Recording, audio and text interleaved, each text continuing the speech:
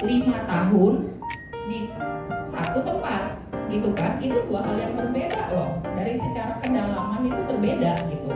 Nah sebaiknya sih tidak berpindah sebelum 5 tahun, sebaiknya sih begitu. Tapi saya tahu ini kalau buat Gen Z nih sekarang ditawar jadi 3 tahun udah paling top lah gitu loh, biasanya sih begitu. Puji Tuhan ya Bu, 3 tahun dia nggak minta resign gitu ya.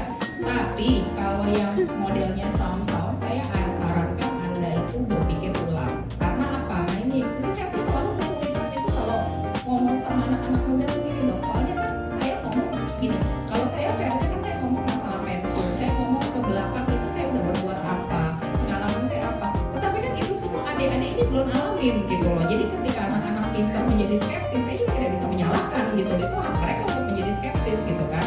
Nah cuman kalau saya sih melihatnya ketika Anda berpindah-pindah terlalu sering, Anda sebenarnya sedang membunuh karir Anda sendiri. Anda tuh gak jadi apa-apa sebetulnya gitu, karena Anda tuh ya cuma gitu-gitu aja gitu ya. Contoh satu bidang yang saya tahu yang regulatory, mengurus perizinan di kementerian lah ya. Kalau di awal kayaknya mending keren pisan gitu kan, tapi begitu Anda lihat tahun demi tahun pengurus perizinan itu menjadi semakin mudah gitu loh, menjadi semakin less value.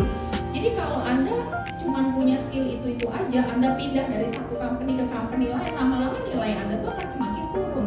Nah bersamaan dengan itu cilakanya usia Anda menjadi semakin tua. Ketika Anda menjadi semakin tua, karir yang tersedia di luar adalah karir-karir yang sifatnya strategik, bukan lagi karir-karir yang sifatnya operasional gitu loh. Itu menjadi kurang berharga gitu. Ketika Anda di usia 35 tahun Anda bilang, oh saya udah ngurusin 10 perusahaan nih gitu kan, apa yang menjadi pengalaman Anda? Oh registrasi, ngurus registrasi, halah gitu kan. Orang bilang, wong sekarang itu saya hire orang yang muda yang cuma saya ajarin 1 bulan yang gajinya sepertiga Anda bisa kok. Dan pada waktu itu you're already 35 gitu loh. Anda mau lama gak ada skill gitu loh. Nah tetapi kalau Anda stay di satu perusahaan, Anda bisa bilang ke bos Anda, do you have something else for me?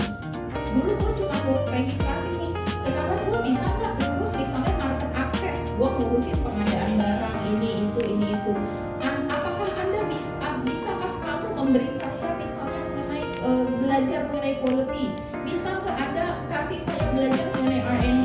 Before you know it, ketika Anda di usia 5 tahun bekerja, Anda tuh akan keluar dengan menjadi seorang yang kaya. Apa aja bisa, malu nggak ada gitu, apa lu mau gua ada gitu loh. Dan pada waktu itu sangat tidak salah ketika Anda mengatakan, sorry men, harga gua 40 juta men, harga gua bukan 6 juta 5 juta lagi. Dan perusahaan akan bilang, gua beli 50 juta aja gua beli gitu kan. Tapi ketika Anda keluar hanya dengan skill Anda apa, dilihat di CV-nya diulang sampai 10 kali 12 kali ya, terus kan perusahaan jadi bingung ya, karena perusahaan merasa ya kayak gini gua beli di pasar 6 juta aja ada, kenapa gua mesti beli dia 15 juta gitu.